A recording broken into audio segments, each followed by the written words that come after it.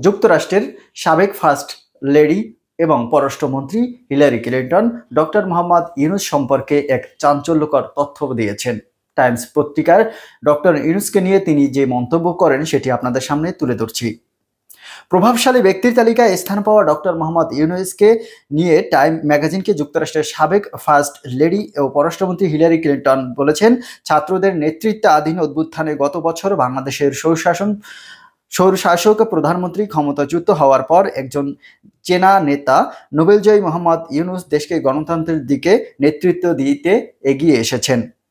কয়েক দশক আগে ক্ষুদ্র ঋণের মাধ্যমে প্রান্তিক জনগোষ্ঠীকে ক্ষমতায়ন করতে ইউনূস বাংলাদেশ গ্রামীণ ব্যাংক প্রতিষ্ঠা করেন, যা কয়েক লাখ মানুষের নিজস্ব ব্যবসা শুরু এবং তাদের পরিবারকে টিকিয়ে রাখতে এবং তাদের মর্যাদা পুনরুদ্ধার করতে সহায়তা করেছে।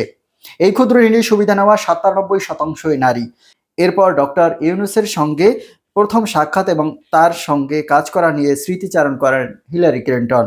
তিনি বলেছেন, আমি ডক্টর ইউনূসের সঙ্গে প্রথম দেখা করি যখন তিনি ক্ষুদ্র ঋণের মতো এই রকম প্রোগ্রাম চালু করতে তৎকালীন গভর্নর বিল ক্লিন্টন সাবেক প্রেসিডেন্ট এবং আমাকে সহায়তা করতে আরকানসাসে আসেন। এরপর থেকে আমি বিশ্বের যেখানেই গেছি সেখানেই তার কাজের অসাধারণ প্রভাব দেখছি।